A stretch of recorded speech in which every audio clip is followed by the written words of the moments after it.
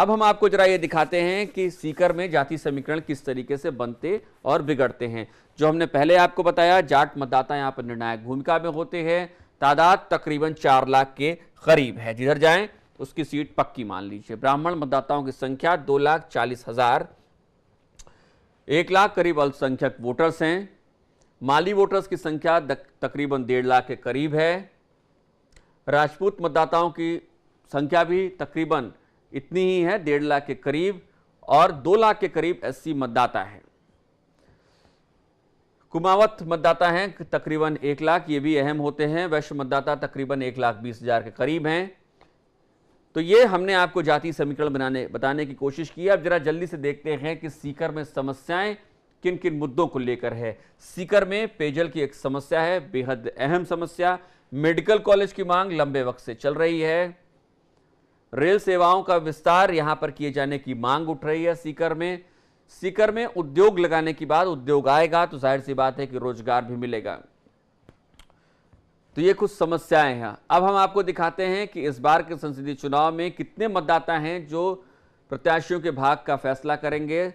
17,57,736 महिलाओं की संख्या 8,19,764 है, जबकि पुरुषों की संख्या 9,37,000 के करीब है। सर्विस वोटर 8,000 के करीब, या कह सकते हैं कि 9,000 के करीब हैं। 8,997, 3 जोड़ देंगे तो ये आंकड़ा पहुंच जाएगा 9,000 तक, यानी सर्विस वोटर तकरीबन 9,000 के करीब हैं। कुल मतदाता सीकर में 17 लाख। तो ये कुछ सीकर में है। अब हम आपको एक और प्रमुख हिस्सा दिखा देते हैं सीकर की राजनीति का। 2013 में विधानसभा चुनाव हुए हैं राजस्थान में, उसके बाद सीकर की विधानसभा वार स्थिति क्या है इस पे भी एक नजर डाल लेते हैं। 8 सीटें हैं और 6 बीजेपी के पास हैं। 8 विधानसभा सीटें जो हैं उस पर फिलहाल उसमें से 6 बीजेपी के पास हैं, जबकि 2 कांग्रेस के पास है। सीकर शहर, खंडेला, नीम का थाना, धोद, श्रीमाधोपुर, ये तमाम सीटें बीजेपी के पास हैं, जबकि चौमू ये भी बीजेपी के पास है, नीम का थाना भी। लेकिन 2 सीटें कांग्रेस के पास हैं, दातारामगढ़ और लक्ष्मणगढ़, ये 2 सीटें हैं जो कांग्रेस के पास बनी हुई हैं। तो ये कुछ हम आपको दिखा रहे थे 2013 में किस तरीके से विधानसभा वार स्थिति बदली है।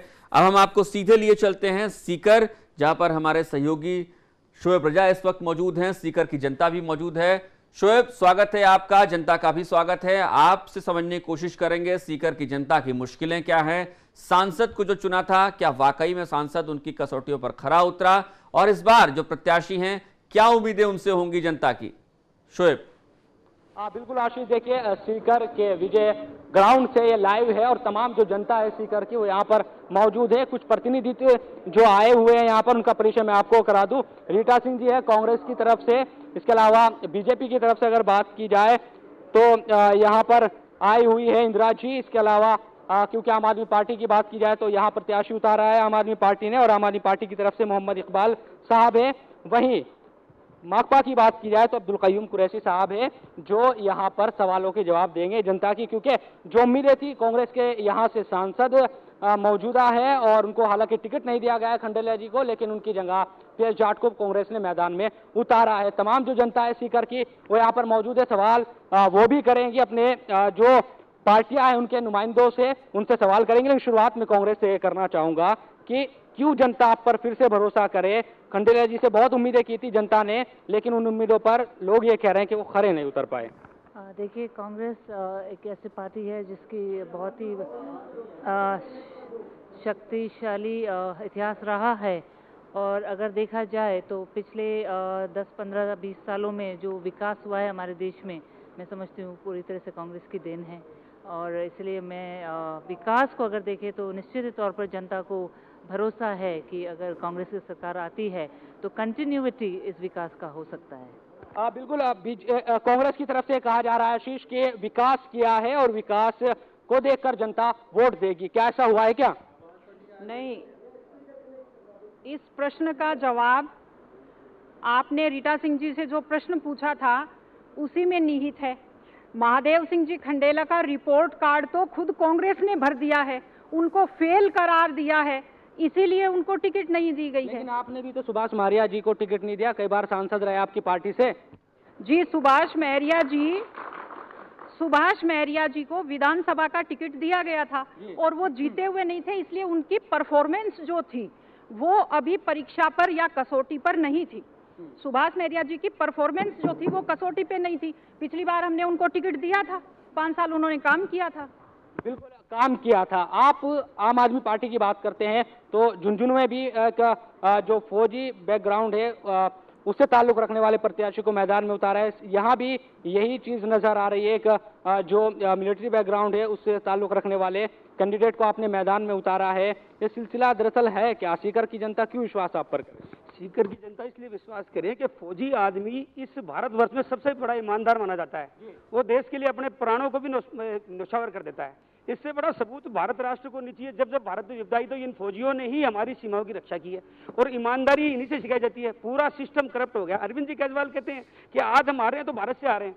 भ्रष्टाचार जो है हमारा सबसे बड़ा मुद्दा है और ये दोनों पार्टियां किस तरह भ्रष्टाचार के नाम पर एक हो जाती हैं और किस तरह मीडिया के सामने भ्रष्टाचार के लिए बातें करती है, जब लड़ने की बात आती है तो एक हो जाते हैं और जो लड़ रहा है उसके खिलाफ लामबंद होकर उसको करेक्ट करने की कोशिश करते हैं। इसीलिए हमारी पार्टी ने ज्यादा से ज्यादा ईमानदार लोगों को विश्वास करके लोगों में विश्वास बनाने की कोशिश की है कि हम ईमानदारी की राजनीति की शुरुआत कर रहे हैं। माकपा की बात की जाए तो माकपा का क्या वर्चस्व यहाँ पर है? क्योंकि जो आपके कैंडिडेट है कई बार वो विधायक तो जरूर रहे हैं, किसानों की बात करते रहे हैं, लेकिन क्या लोग उन पर भरोसा करें? क्योंकि किसान ये भी शिकायत करते हैं कि जो वादा करते हैं वो पूरा नहीं करते।